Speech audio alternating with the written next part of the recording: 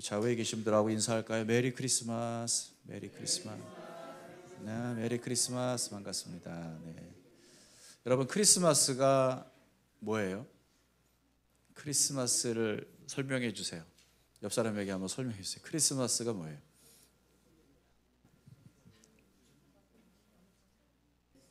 예수님 오신 날, 그렇죠? 여러분, 크리스마스를 이렇게 매년마다 맞이하면서 여러분 막 설레고 막 그러나요? 아, 크리스마스 이러나요? 크리스마스가 만약에 없다면 어떨까요? 크리스마스가 없는 세상. 아마 크리스마스가 없으면 우리도 여기 없을 겁니다. 여기 왜? 모일 이유가 전혀 없죠. 교회도 없을 것이고 기독교는 존재하지 않을 겁니다. 그만큼 우리에게 크리스마스는 중요한 의미가 있는데 오늘 본문을 통해서 우리는 두 가지를 생각해 볼 거예요. 크리스마스의 의미가 진짜 뭘까? 크리스마스의 의미가 진짜 뭘까? 두 번째는 그 크리스마스가 우리에게 미치는 영향은 무엇인가?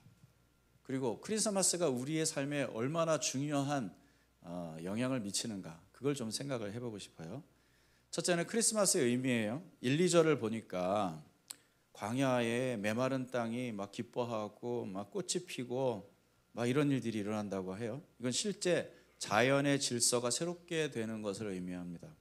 메마른 땅, 사막 이런 표현들은 물론 자연의 어떤 현상을 상황을 설명하는 단어이기도 하지만 성경에서는 피폐한 인간의 삶을 묘사하는 그림이기도 합니다.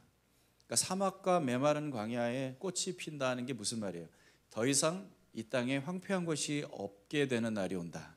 그런 말이에요. 레바논은 백향목이 가득한 아주 비옥한 땅입니다.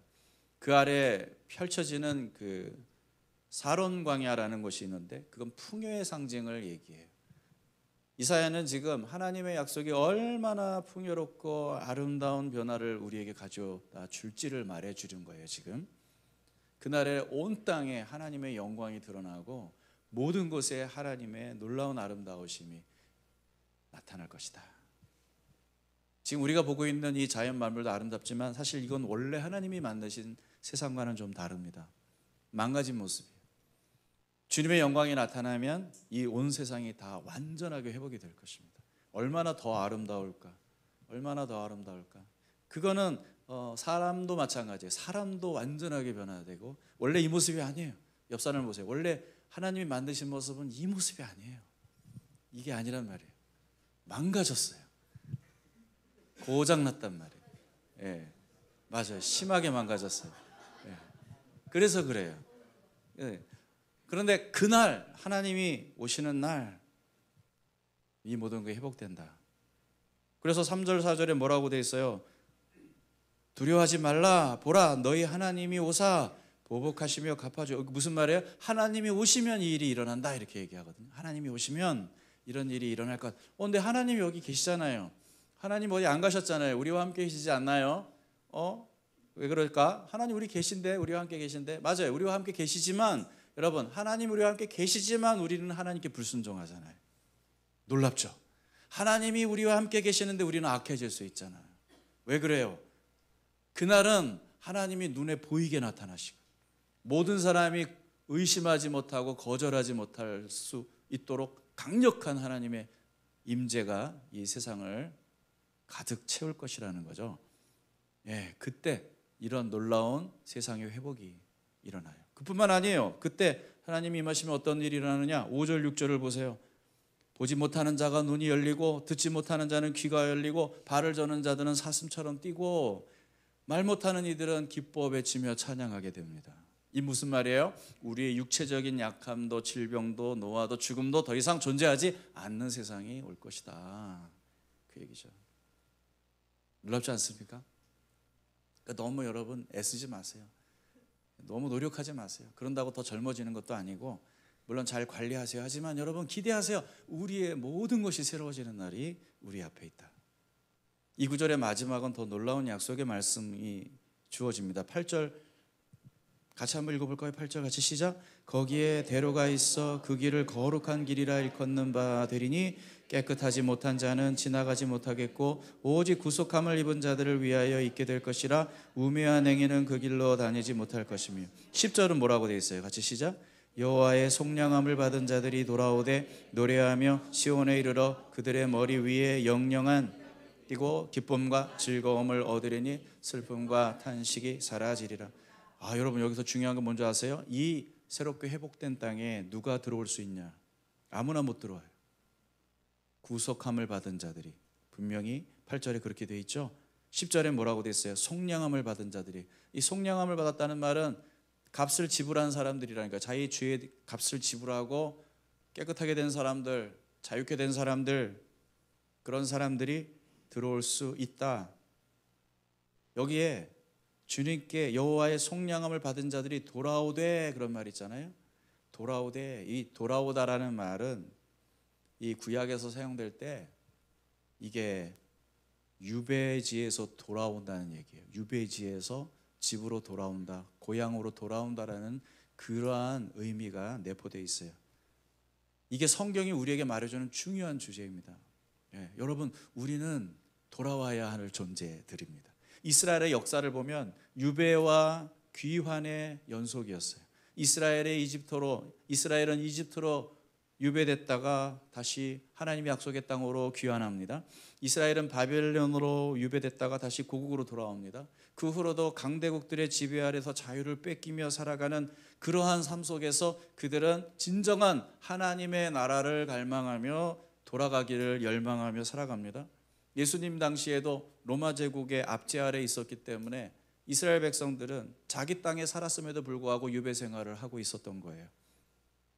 그들은 돌아가야 합니다. 한 발 더 물러서서 성경 전체를 보면 이게 이스라엘의 역사만을 얘기하는 게 아니라 인류의 역사를 얘기하고 있다는 것을 우리는 금방 알 수가 있어요. 아담과 하와가 처음으로 하나님께 지음받았을 때 최초의 인류는 낙원에서 살도록 지음받았다는 것을 알아요. 그런데 하나님께 반역함으로 그들은 낙원에서 추방됩니다. 낙원을 잃어버려요. 그런데 계시록을 가보면 무슨 얘기가 나오냐면 하나님이 다시 이 땅에 하나님의 낙원을 세우실 거라는 약속이, 예언이 기록이 되어져 있어요. 무슨 말이냐면 성경은 지금 우리를 향해 어떻게 우리를 바라보고 있냐면 고향을 잃어버린, 집을 잃어버린, 그래서 유배지에서 살고 있는 사람들, 난민들, 안식과 평안과 진정으로 안전할 수 있는 그런 참된 집을 되찾아야 할 난민들로 우리를 바라보고 있는 거예요. 이 유배의 의미를 제대로 이해하려면 집이 뭔지를 알아야 돼요. 여러분, 우리는 지붕 있고 들어가서 잘 수 있는 데를 집이라고 얘기하지 않아요. 우리 집, 이렇게 말하는 그 의미는 되게 다른 의미잖아요. 그렇죠? 우리가 여행 가면은 피곤하지 않습니까? 여행 갔다 오면 되게 피곤하죠. 그래서 들어오면서 뭐라고 얘기해요? 딱 집에 들어오자마자 집이 좋다, 이 얘기하죠. 집이 좋다. 아니, 해외여행 갔다 와놓고 그리고는 집에 와서 집이 좋다. 왜 그래요? 왜 집이 좋아요? 아니, 여행을 가도 거기 침대 있고요, 거실 있고요, 소파 있고요, 거기에 음식을 해 먹을 수 있는 곳이 있어요. 그런데 거길 내 집이라고 부르지는 않아요. 집이 아닌 곳은 다 엄밀히 말하면 노숙인 것 같습니다. 자도 피곤하고 가만히 있어도 정서적으로 에너지가 많이 소모되는 곳. 근데 집에 긴 여행을 마치고 집에 돌아오면은 그렇게 편할 수가 없어요. 더 이상 남의 나라 언어를 이해하려고 하고 문화를 이해하려고 할 필요가 없어. 모든 환경에 다 익숙해, 풍경이 익숙해, 음식이 편하고 들리는 소음마저도 너무 편안하게 들리는 거예요. 집은 그런 곳이에요. 회복의 장소, 안식할 수 있는 곳, 내 모든 필요가 채워지는 곳.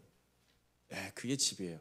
그런데 성경은 뭐라고 얘기하냐면 인간에겐 집이 없다, 인간에게 그런 안식처가 없다라고 얘기해요. 진정한 안정감, 평안함, 안식에 대한 갈망은 있지만 그걸 체험받을 수 있는 곳은 세상 어디에도 없는 거죠. 그 증거가 뭐냐면 증거가 염려하고 근심이에요. 우리는 염려하고 근심하지 않습니까? 좋은 집에 살면서도 염려하고 근심하지 않습니까? 침대에 누워서 그 편안한 침대에, 그 침대는 과학이다, 그렇게 좋은 침대에 누워가지고 그렇게 푹신한 침대에 누워서 자는데도 여러분 잠 못 이루는 밤을 보낼 때도 있지 않습니까? 왜 그렇습니까? 왜 그렇습니까? 여러분, 아무리 좋은 곳을 가서 여러분이 그곳에 거하여도 진짜 여러분의 영혼 깊은 곳까지 안정감과 평안을 줄 수 있는 참된 집은 세상에 없어요. 왜 그래요? 왜 그런 줄 아세요? 인간이 기본적으로 있어야 할 곳에서 벗어나 있기 때문에 그래요. 우린 소외됐고 우린 집을 잃었어요. 우리가 살고 있는 곳은 진짜 우리의 집이 아니에요. 그럼 우리가 돌아갈 집이 어디냐? 어디냐? 성경에 나와요. 시편 90편. 이 말씀을 여러분 마음에 새기세요. 같이 한번 읽습니다. 시작. 주님은 대대로 우리의 거처이셨습니다. 우리의 거처가 어디예요? 주님이요. 우리의 집이 어디예요?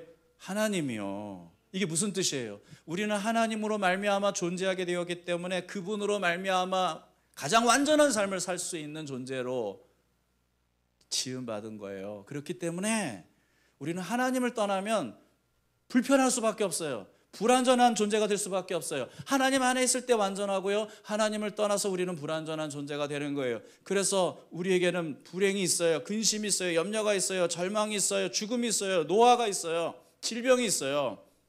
하나님과 함께 완전한 삶을 살도록 우리는 지음 받았다고요. 우리가 하나님을 떠났다는 얘기가 무슨 얘기예요? 우리는 집을 잃었고 우리는 난민이고 우리는 노숙자라는 얘기예요. 하나님이 아닌 다른 것을 위해서 만약에 여러분이 산다면 왜 그래야 돼요? 하나님을 잃어버렸으니까 하나님이 주실 만한 것을 그 다른 어떤 것에서 막 찾으려고 애를 쓰는 거죠.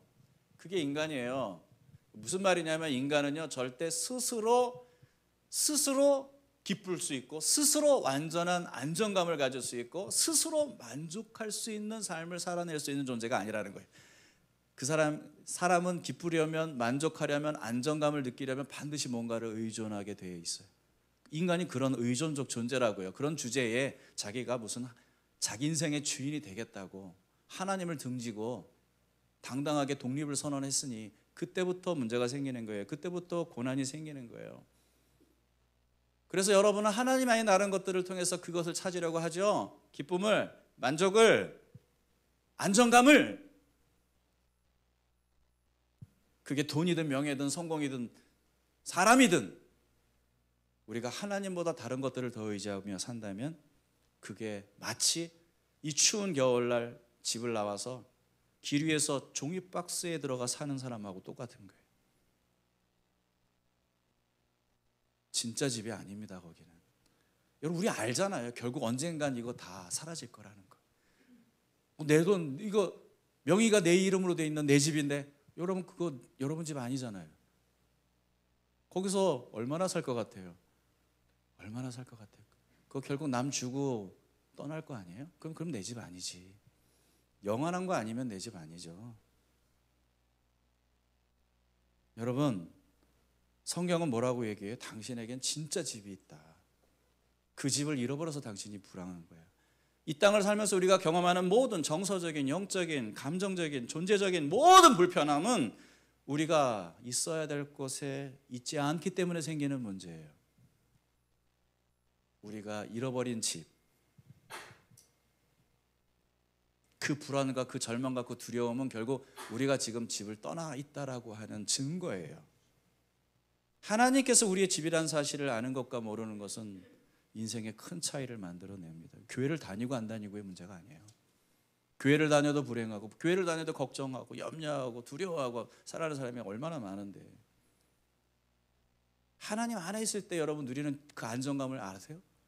아셔야 돼요. 하나님만 줄 수 있는 그 참된 평안을 여러분 아세요?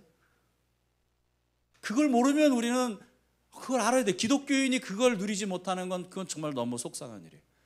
그건 너무 억울한 일이에요. 그건 너무 말도 안 되는 일이에요. 여러분 반드시 그걸 누려야 돼요. 옆 사람에게 눈 부릅뜨고 아세요? 이렇게 물어보세요. 아세요? 아세요? 아시냐고. 아니 그걸 모르면 우리가 왜 예수를 믿냐고. 아니 세상이 주는 것만 못한 기쁨과 즐거움과 만족을 갖고 우리가 예수 믿냐고. 아니라고. 절대 아니라고. 세상은 줄 수도 없는 것을 우리는 얻기 때문에 여기 생명을 거는 거라고요. 그러니까 세상 사람들은 모르죠. 이해가 안 되지. 여러분 우리가 하나님이 나의 집이라는 사실, 그분이 나의 영원한 거처라는 사실을 깨닫게 되는 순간 어떤 일이 일어나는 줄 아세요? 죽음이 새롭게 보여요. 죽음은 뭐예요? 죽음은 모든 세상 사람들에게는 죽음은 무서운 거예요. 죽음은 두려운 거예요. 왜냐하면 죽음 너머에 자신이 돌아갈 안전한 곳이 없다는 사실을 본능적으로 사람들은 알거든요. 그러니까 그만큼 두려운 게 없는 거예요. 그러나 우리에게 죽음은 뭐예요? 귀향이에요. 컴백 홈이에요.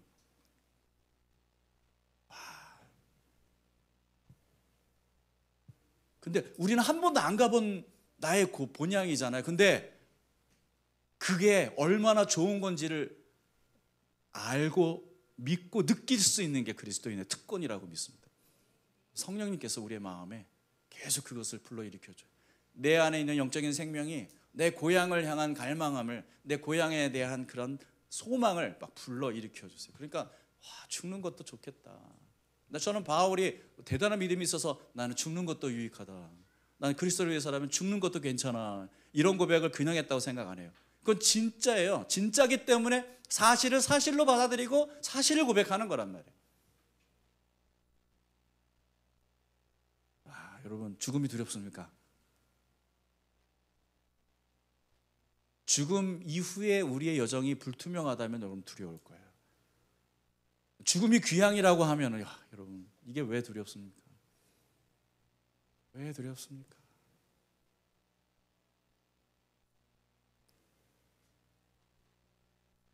우리가 하나님 가까이 있을 때는 이 확신이 있어요. 이 소망이 있어요. 근데 우리는 이 세상에 살다 보면은 이 세상 사람들, 하나님을 등지고 살아가는 사람들처럼 우리도 본능적으로 자꾸 이 옛사람의 본능을 따라서 두려움과 걱정과 근심에 사로잡혀 살 때가 얼마나 많이 있습니까? 여러분, 도대체 우리는 왜 집을 잃어버렸어요? 성경을 보니까 최초의 인간은 분명히 하나님이 지으신 낙원에 살도록 되어 있었는데 이 인간들이 자신과 세상의 주인이 되기로, 하나님이 주인이심에도 불구하고 이젠 놈 내가 좀 주인 돼보자. 내가 꼭 하나님 말씀대로 살아야 될 이유가 있나? 나도 내 뜻대로 한번 좀 살아보자고 결심하고 자신의 삶의 주인을 바꾸기 시작한 거예요. 그렇게 결정한 순간 여러분, 그들은 더 이상 하나님의 나라에 있을 수 없었어요. 그 낙원에서 추방되었습니다. 집을 떠나야 되었어요. 왠지 아세요? 관계는 반드시 그 관계가 전제하고 있는 약속을 따라야 해요. 이건 되게 중요한 거예요. 여러분, 하나님의 입장에서 보면 이런 거죠. 만약에 여러분 누군가 우리 집에 갑자기 쳐들어와 가지고는 막 내 물건을 막 쓰고 냉장고 열어서 막 지 먹고 싶은 거 먹고 막 지가 자고 싶은데 퍼져 자고 그러고 있으면 여러분, 자기가 마치 이 집 주인인 것처럼 막 그렇게 행동을 한다면 여러분 어떻게 하시겠어요? 그 사람 당장 얼마 안 있어서 경찰들에게 끌려 나갈 거예요. 당연한 거 아닙니까? 여러분, 직장에서나 학교에서나 가정에서나 우리가 맺은 관계는 약속과 원칙을 따라서 이루어지는 거예요. 하나님과의 관계도 똑같은 거거든요. 여러분, 학교에서 학생이 왜 당신만 선생이야? 나도 선생하면 안 돼? 이러면 어떻게 되는 거예요? 여러분, 사원이 사장실 박차고 들어가서 나도 거기 좀 앉아봅시다? 이러면 어떻게 되는 거예요? 우리 아이가 나도 이제 대학생인데 내가 꼭 계속 부모 말을 들어야 돼요? 당신이 꼭 부모여야 돼요? 나도 좀 내 뜻대로 좀 살아봅시다. 이러면 어떻게 되는 거예요? 그 관계는 깨지는 거예요. 그 관계 속에 더 이상 있을 수가 없는 거예요. 이 세상을 만드시고 우리를 지으시고 이 세상을 통치하시는 하나님 앞에 내가 주인이라고 선언하는 순간 우리는 그분과의 관계가 단절되어서 그 관계 속에서 더 이상 머물 수 없는 거예요. 인간은 그렇게 하나님과의 관계에서부터 떨어져 나갔어요. 그 순간서부터 문제가 생기는 거예요. 그 순간서부터 불안하고 두려워하고 걱정하고 염려하고 병들고 죽어가는 거죠. 그건 당연한 거예요. 왠 줄 아세요? 하나님이 기쁨의, 소망의, 생명의 원천이시거든요. 근데 그 하나님을 등지는 순간, 마치 빛을 등지는 순간 그늘이 드리워지는 것처럼 하나님을 등지는 순간 그 생명의 원천에서, 기쁨의 원천에서, 소망의 원천에서 우리가 떨어져 나가는 순간 우리의 삶은 절망과 두려움과 슬픔과 죽음이 채울 수밖에 없는 거죠. 그래서 인간들은 어떤 일을 한다고요? 다른 하나님을 대신할 수 있는 종이 박스를 모아서 집을 짓고, 내 박스가 더 크지? 너는 그것밖에 안 되냐? 너는 2칸이구나. 난 종이 박스가 3칸이다. 이거 자랑하면서 서로 그러고 사는 거예요. 여러분, 그 종이 다 결국 사라지지 않습니까? 종이는 종이 아닙니까?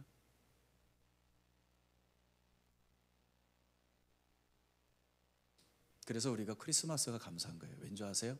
크리스마스를 우리가 알게 됐다는 말은 하나님이 우리를 포기하지 않으셨다는 얘기니까, 하나님이 우리를 버리지 않으셨다는 얘기니까. 구약 성경은 그래서 메시아가 오셔서 우리를 집으로 데려가실 거야 라고 약속했고, 신약 성경은 예수 그리스도께서 바로 그 메시아야, 그분은 이미 오셨고 장차 다시 오셔서 우리를 그분의 집으로 데려가실 거야.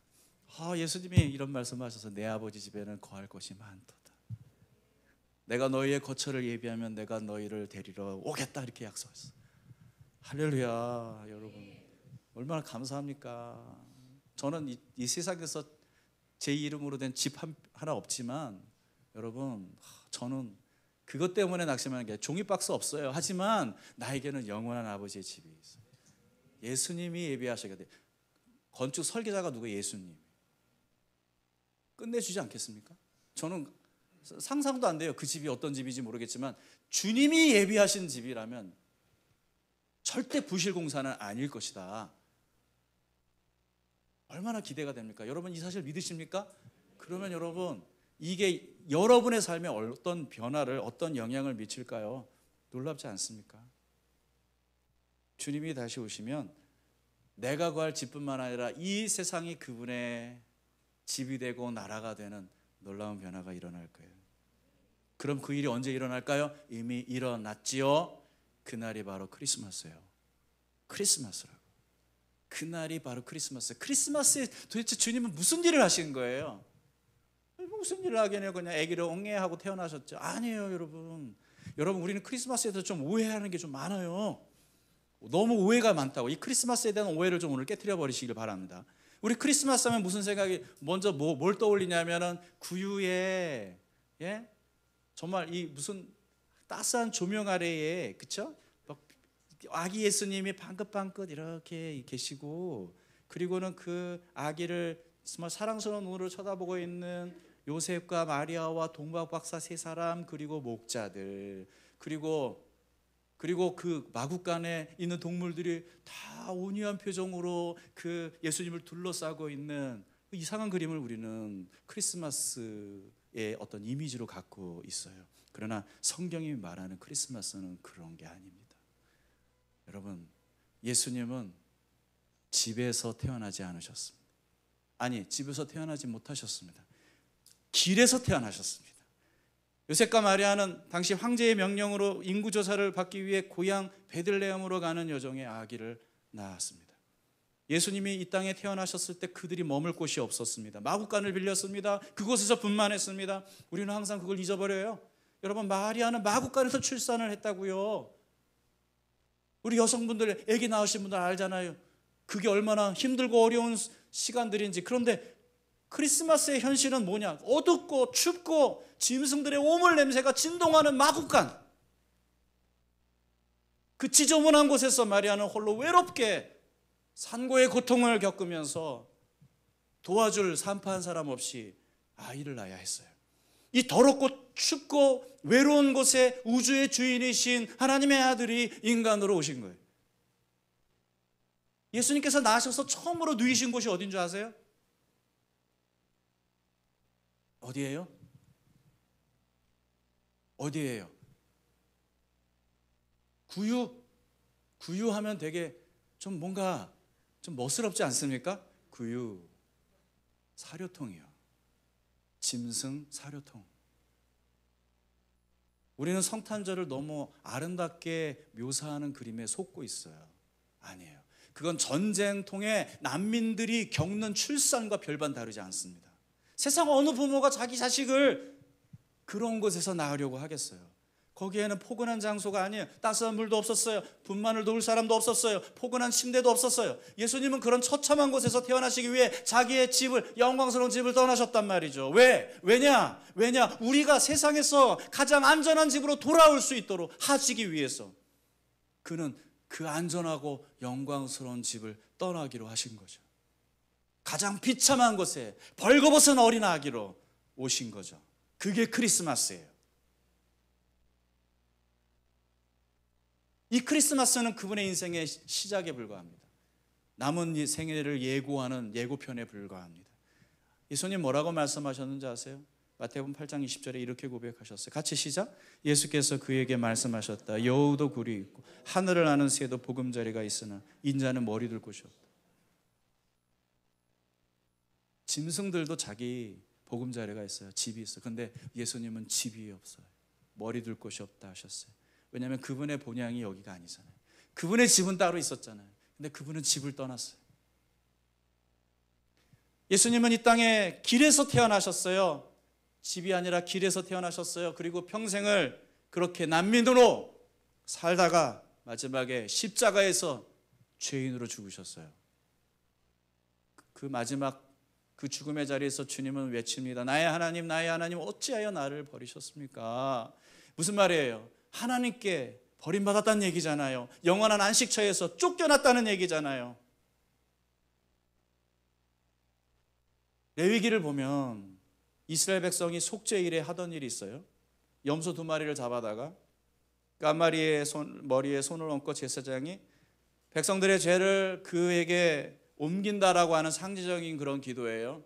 하나님, 우리의 지은 모든 죄를 이 염소에게 염소가 담당하게 해주세요. 이렇게 기도해요. 그리고는 어떻게 하는 줄 아세요? 염소를 광야로 쫓아내버려요. 멀리 쫓아내요. 그 광야에서 짐승에게 물려 죽든 굶어 죽든 아니면은 뭐 벼랑에서 떨어져 죽든 결국 그렇게 비참하게 죽는 거예요. 왜 그런 줄 아세요?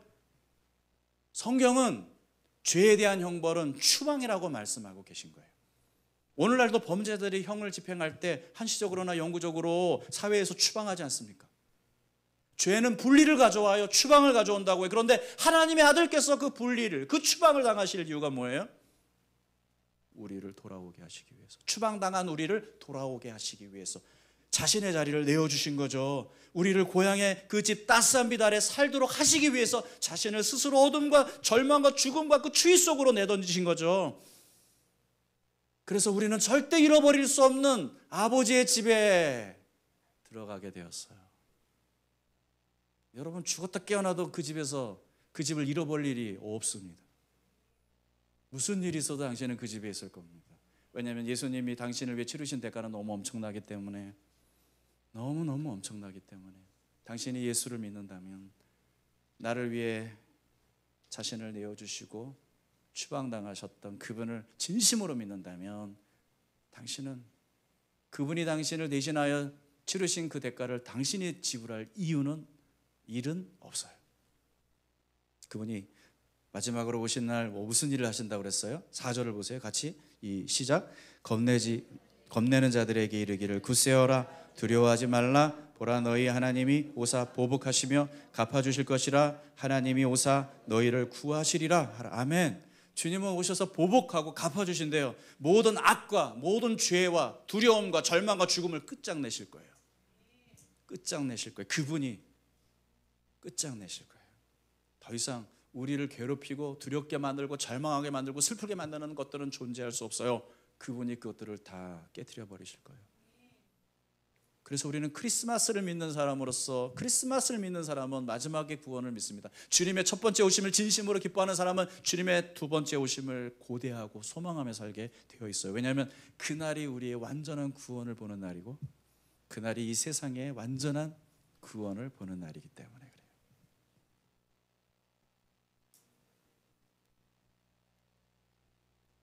우리가 갖는 소망은 대단한 거예요.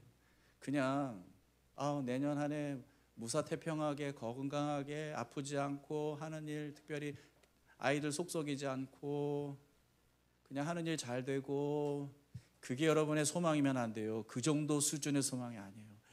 여러분, 우리는 어마어마한 소망을 갖고 살아가는 사람들이에요. 이 세상이 새로워질 것이다. 이 끔찍한 세상, 여러분 여기 상상이나 되세요? 지금 일어나고 있는 이 세상의 이 불행한 모든 일들, 인간이 일어나고 있는 자연의 재해들, 그리고 전쟁들, 여러분 이 소망 없는 세상이 변화되고 새로워질 것인가요? 그럴 수 있다. 우리는 그 소망을 갖고 살아가요. 주님이 오시는 날에, 그분이 다시 오시면, 2000년 전에 그분이 오심으로 이 세상에 구원의 소식이 전해졌어요. 하나님 나라에서, 하나님 집에서 내쳐졌던 사람들이 다시 돌아올 수 있는 신분을 얻게 되었어요. 그분이 다시 오시는 날에 우리는 그 신분을 누리며 그 집에 들어가게 될 것입니다. 이게 여러분의 소망이십니까? 그게 크리스마스를 믿는 사람의 믿음이에요. 크리스마스가 그런 의미예요. 그렇다면 두 번째로 우리가 생각해야 될 건, 이 크리스마스가 우리의 삶에 어떤 영향을 미치는 것인가? 미치는 영향은 무엇일까? 그러니까 세상 사람들도 크리스마스 좋아하죠. 크리스마스 싫어하는 사람 없어요. 예수 믿는 사람, 안 믿는 사람 다 좋아해요. 근데 왜 좋아하는지 잘 모르겠어요. 우리는 좋아할 이유가 있는데 그분들은 왜 좋아할까? 좀 궁금하기는 해요. 그냥 분위기가 좋은 거죠. 분위기가 그냥 반짝반짝 막 그냥 막 캐럴 흘려나오고. 여러분, 우리는 그냥 12월 달에 한 며칠 좋아하려고 크리스마스를 기념하는 게 아닙니다. 우리의 크리스마스는 우리의 인생을 바꾸고 우리의 영혼을 바꾼 날이기 때문에 우리가 기뻐하는 거예요. 이 크리스마스가 얼마나 우리의 삶에 지대한 영향을 끼칠 수밖에 없는지 그 이유를 한 3가지만 말씀드릴게요. 첫째는 뭐냐면, 크리스마스는 우리가 얼마나 절망적인 존재였는지를 깨닫게 해주기 때문에 우리의 삶에 영향을 미칠 수밖에 없어요. 예수님은 왕이셨습니다. 그러나 왕으로 오지 않으셨어요. 예수님은 우주의 주인이셨습니다. 그러나 그분은 주인으로 오지 않으셨어요. 길에서 낳은 아기로 오셨어요. 종으로 오셨어요. 연약한 존재로 오셨어요. 자기의 모든 지위를 포기하고 이 땅에 오셨어요. 왜 그래요? 그게 인간을 구원할 수 있는 유일한 길이기 때문에 그래요. 빌립보서 2장 6, 7절 뭐라고 돼 있어요? 그는 근본 하나님의 본체시나 하나님과 동등됨을 취할 것으로 여기지 아니하시고 오히려 자기를 비워 종의 형체를 가지사 사람들과 같이 되셨고. 다른 종교는요, 기본적으로 뭐라고 얘기하냐면, 열심히 노력해 최선을 다해 선한 삶을 살아, 그러면 신이 너를 축복할 거야. 그러나 크리스마스는 반대로 얘기해요. 너는 절대 신에게 다다를 수 없어. 네가 무슨 짓을 해도, 아무리 선한 일을 해도 너는 절대 신에게 나갈 수 없어. 신이 우리에게 오셔야만 했어. 너가 할 수 없는 일을 그분이 대신 담당해야만 했어. 그래야만 너는 신에게 받아들일 수 있게 된 거야. 여러분, 그게 크리스마스의 메시지예요.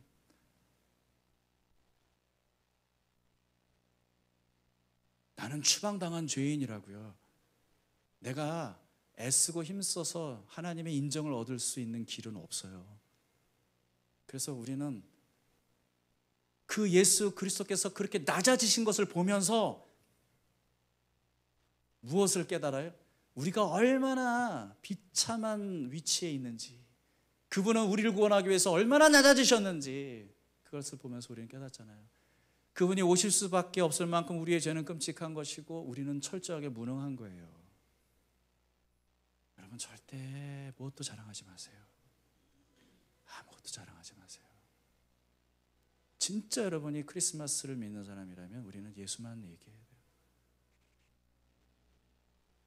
예수만 자랑해야 돼요.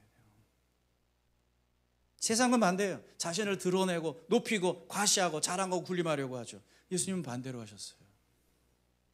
그게 그분이 우리를 살릴 수 있는 방법이었어요. 회개가 먼저 하세요. 그걸 인정하는 거예요. 내가 얼마나 끔찍한 죄인인지, 내가 얼마나 구원에 있어서 무능한 존재인지를 인정하는 거예요. 그리고 전적으로 그분이 하신 일을 온전히 수용하겠다고 결심하는 거예요. 내가 좀 더 잘해봐서 다음엔 더 잘해서 하나님 기쁘게 해드릴게요. 여러분, 그게 회개 아니에요. 하나님, 저는 할 수 없습니다. 그러니 하나님 제게 은혜를 주십시오. 하나님의 은혜를 구하는 게 그게 회개예요. 우리의 절망을 이해해야만 크리스마스의 기쁨이 뭔지 이해할 수 있어요. 크리스마스가 기쁘려면 우리가 얼마나 절망적인 상황인지를 여러분 이해를 하셔야 돼요. 이 기쁨을, 이 크리스마스의 기쁨을 이해해야 내가 주인된 삶이 지옥이고 하나님이 주인된 삶이 천국임을 알 수가 있는 거예요. 우리는 거꾸로 생각하지만, 우리가 진심으로 이 고백을 드릴 수 있으려면 우리는 이 크리스마스의 의미 속에서 이 기쁨을 회복해야 돼요. 그러면 우리는 이렇게 고백할 수 있어요. 하나님, 당신이 나를 구원하기 위해서 그렇게 자신을 내어주셨습니까? 그렇게 버림받으셨습니까? 그렇게 모든 걸 포기하셨습니까? 그 영광을 버리셨습니까? 내가 당신을 위해서 기꺼이 내 삶의 권리를 당신께 드리는 게 맞지 않습니까? 내가 당신을 위해서 기꺼이 나의 삶을 헌신하는 게 맞지 않습니까? 당신이 나를 위해 희생한 것이 사실이라면 내가 당신을 위해 희생한 건 너무 당연한 거 아닙니까? 예, 그 당연함이 우리로 하여금 그리스도인다운 삶을 살게 만들고 하나님의 말씀에 순종하게 만들고 이 땅에서 세상과 다른 길을 가게 만드는 것이죠.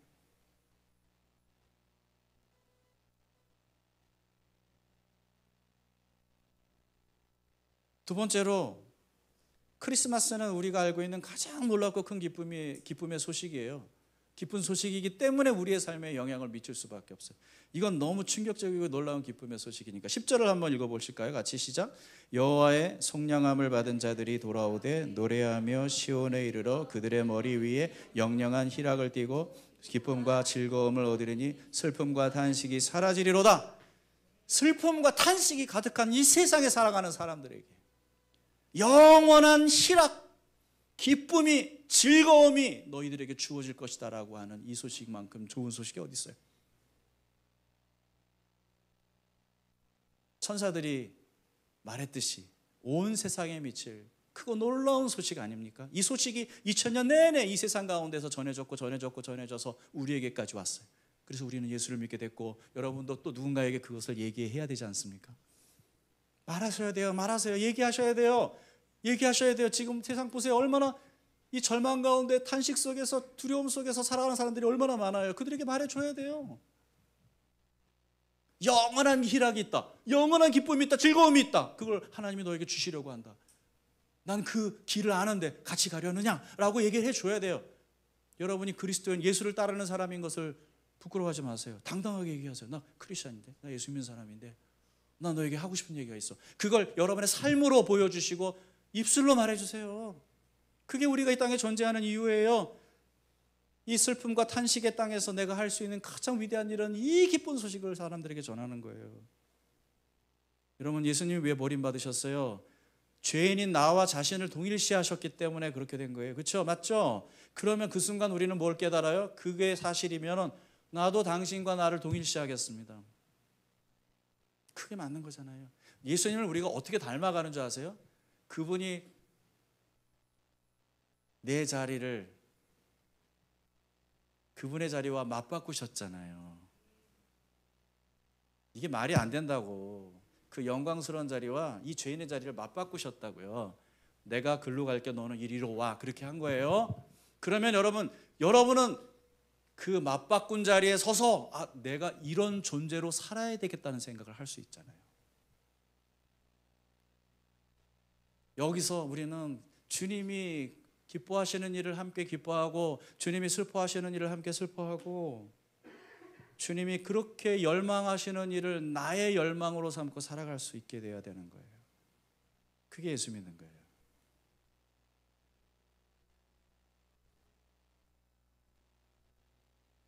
당신의 그 열정이 누군가에게 이 크리스마스의 소식을 말하게 되어 있다고요.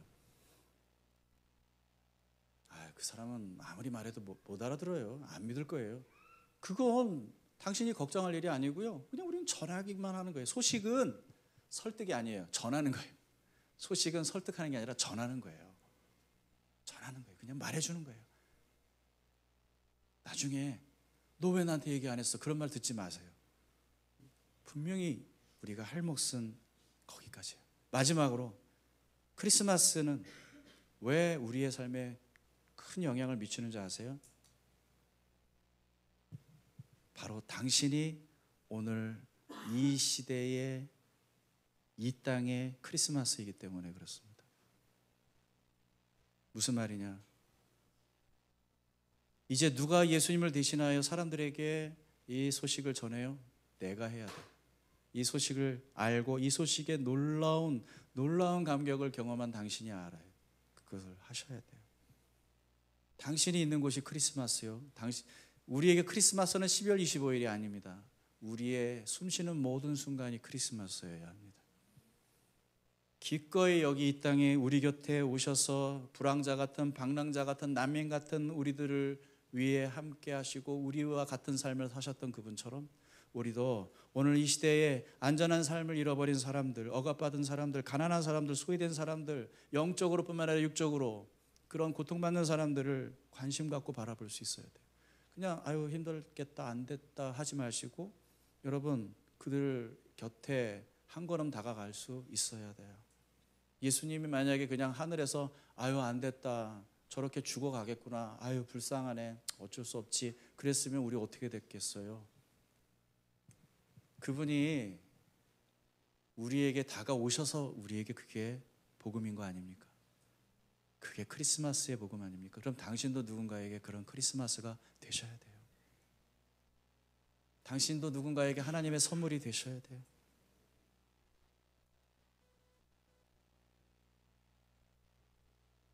말씀을 마치면서 여러분에게 한 가지 묻겠습니다. 여러분의 삶의 의미를 부여하는 가장 중요한 것은 무엇입니까? 여러분의 중요감, 안정감, 행복, 기쁨을 주는 그 원천은 무엇입니까? 직업인가요? 돈인가요? 사람인가요? 관계? 가족인가요? 다시 한번 말씀드리지만 하나님보다 더 사랑하고 의지하는 그 어떤 것도 여러분이 하나님의 집에 없다라고 하는 증거가 될 것입니다. 그것들이 여러분들을 절대 만족시켜 줄 수 없기 때문에 여러분은 두려워할 것이고 걱정할 것이고 염려할 것입니다. 여러분은 여전히 아버지 집을 떠난 탕자입니다. 세상 그 어디보다 내 아버지 곁이 가장 안전하다, 가장 좋다라는 그 고백이 당신에게 이기 전까지 당신은 그 방황하는 삶을 멈출 수 없을 것입니다. 세상에 온갖 것들이 분명 필요한 것일 수는 있어도 당신의 영혼의 무게를 온전히 감당할 수 있는 안식처는 될 수 없어요. 어쩌면 우리의 몸은 교회에 와 있지만 우리 중 어떤 이들은 영적인 난민이고 집을 잃은 노숙자일 것입니다. 여러분의 진정한 거처는 어디에 있습니까? 어디에 가야 안전할 수 있고 내 존재의 의미를 느낄 수 있고 온전한 기쁨, 참된 소망을 누릴 수 있습니까? 거기가 어딘지 아십니까? 저는 겨울에 크리스마스가 있다는 사실이 감사해요. 이 혹독한 세상 추위 속에 떨고 있는 사람들에게 이 소식이 들려지기를 소망합니다. 당신들이 돌아갈 집이 있습니다. 아버지께서 당신을 기다리고 계십니다. 옆 사람에게 얘기해 주세요. 당신에게 돌아갈 집이 있습니다. 한 번만 더 얘기해 주세요. 아버지 집으로 돌아오십시오. 한 번만 더 얘기해 주십시오. 그건 당신의 집이 아닙니다.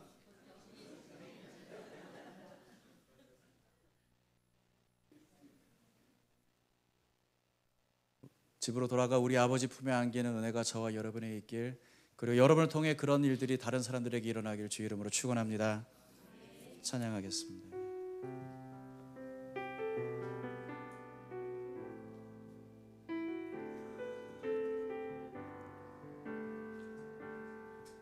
주님 내가 주의 장막이 사모합니다.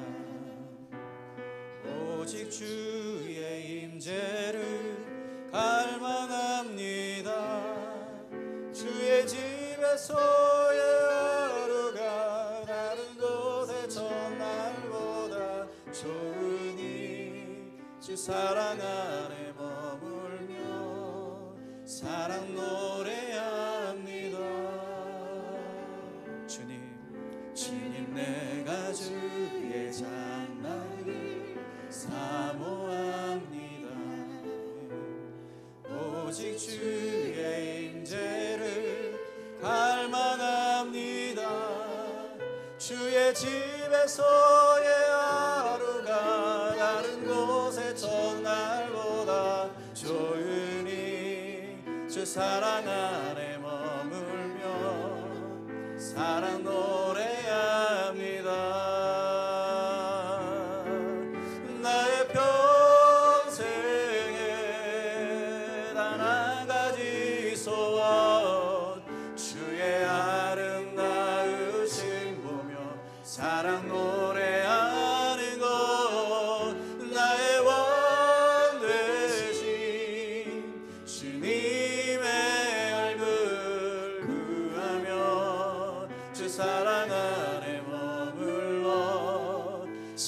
노래합니다. 나의 평생에 단 한 가지 소원, 주의 아름다우심 보며 사랑 노래하는 것.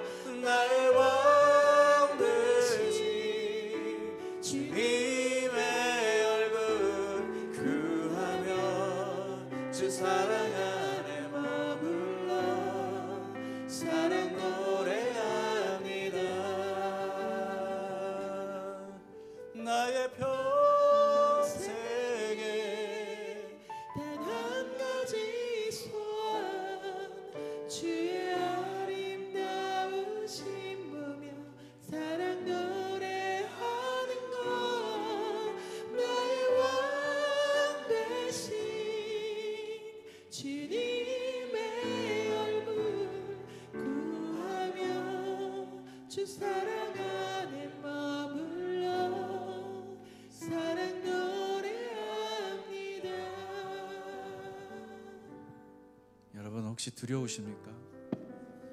걱정이 되십니까? 공허하십니까? 슬프십니까?